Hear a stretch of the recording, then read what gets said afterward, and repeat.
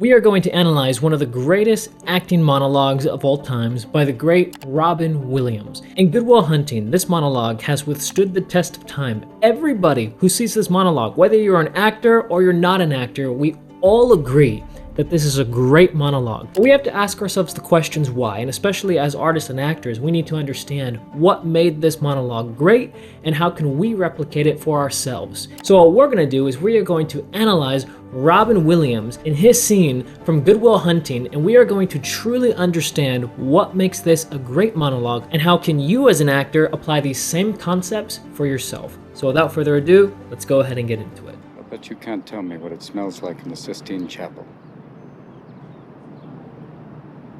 You've never actually stood there and looked up at that beautiful ceiling.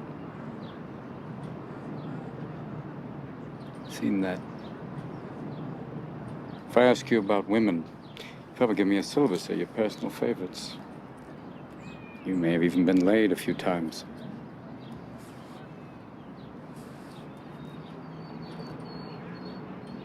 But you can't tell me what it feels like to wake up next to a woman and feel truly happy. You're a tough kid. I ask you about war, you probably throw Shakespeare at me, right? Once more into the breach, dear friends. But you've never been near one. You've never held your best friend's head in your lap and watch him gasp his last breath looking to you for help. I ask you about love, you probably quote me a sonnet. You've never looked at a woman and been totally vulnerable. Known someone that could level you with her eyes. Feeling like God put an angel on earth just for you. Who could rescue you from the depths of hell. And you wouldn't know what it's like to be her angel. To have that love for her be there forever. Through anything. Through cancer. And you would know about sleeping sitting up in a hospital room for 2 months, holding her hand, because the doctors could see in your eyes that the terms visiting hours don't apply to you. You don't know about real loss, because that only occurs when you love something more than you love yourself. I doubt you've ever dared to love anybody that much. I look at you, I don't see an intelligent, confident man. I see a cocky, scared, shitless kid. But you're a genius, Will. No one denies that. No one could possibly understand the depths of you. But you presume to know everything about me because you saw a painting of mine. You ripped my fucking life apart. You're an orphan, right?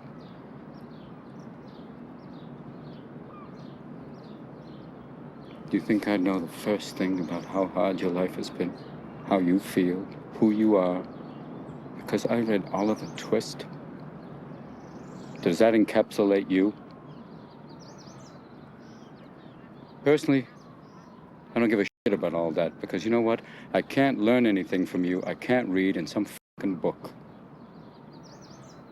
Unless you want to talk about you. Who you are. Then I'm fascinated. I'm in. But you don't want to do that, do you, sport? You're terrified of what you might say.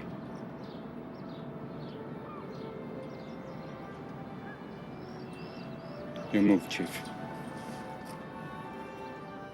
That is so good. The reason that monologue is so good, and what Robin Williams does that so many actors would get wrong if they had a speech like this, is that they tried to deliver it as a speech. But the great thing with Robin Williams is that he never played this monologue like a speech. He realized that where he is, he's in a park, he's on a park bench, and he's talking to a guy next to him. It's not a speech that he's giving. If he played it as a speech, he would lose us as an audience. The feeling that you had watching this monologue would not be there if he tried to play this like, I am an actor actor delivering a speech. And that was very powerful, and even though it might sound simple, to achieve what he did is not the easiest thing, which is why you always see actors getting this wrong, because most of the time when they get monologues, they think about them as being declarative speeches that they must give, where actually a monologue can still be connected one-on-one with another human being. The second thing that Robin Williams did so well is that he was not trying to win in this speech. He was trying to reach Matt Damon. So a big difference from an actor who gets a scene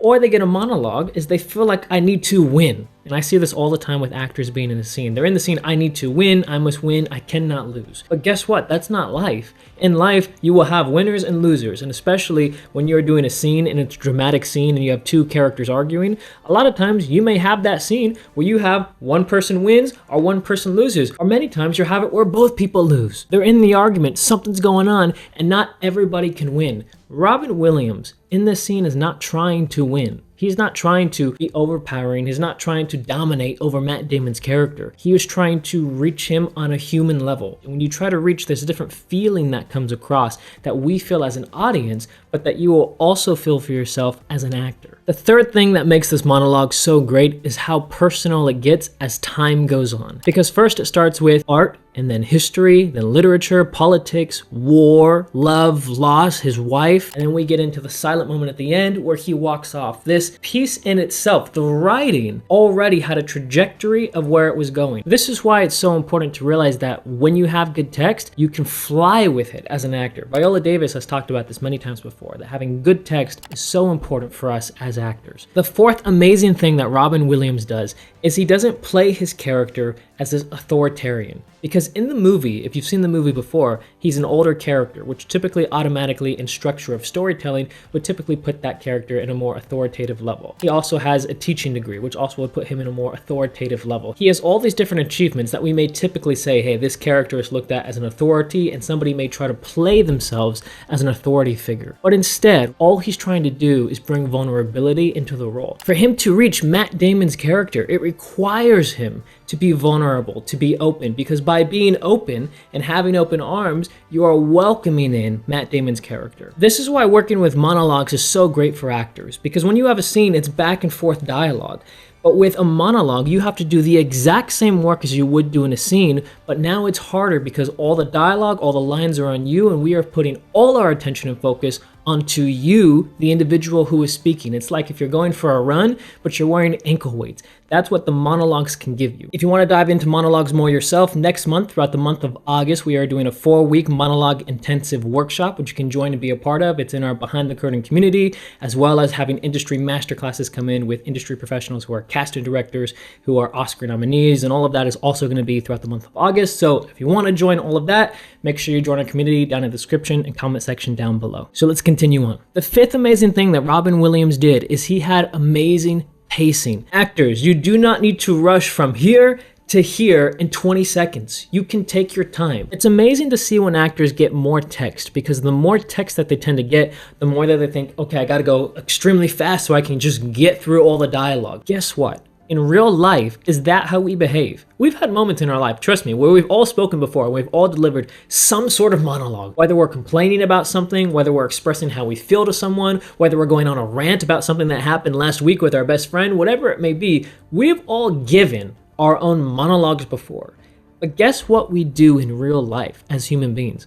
We have varied pacing. Sometimes we're quicker, sometimes we're slower, sometimes we're louder, sometimes we're softer, but we're always in variations. We're never just at one note. And that's what we don't see from Robin Williams. He's not just saying, I'm gonna talk like this, and then I'm gonna pause, and then I talk again, and then I pause. He has his own unique pacing, which doesn't feel awkward to us when we're watching this monologue. It just feels like him living and being present. You wanna know how else Robin Williams made this monologue feel special to us and withstand the test of time? Is he made this monologue feel like it was just improvised. It didn't feel like it was planned out, like he spent 20 or 50 hours working on this monologue to get it down. Though as a professional actor, he probably did spend a lot of time looking at that monologue, knowing how pivotal it was in that movie. But When we watched it as actors, it did not feel like it was planned out and we didn't know where he was going. We were surprised by every turn because it felt improvised, it felt natural. The reason we like this monologue is because of the spontaneity that Robin Williams also gives when we watch this piece. Now, the last thing that made this monologue so amazing was that last line of "Your move, Chief."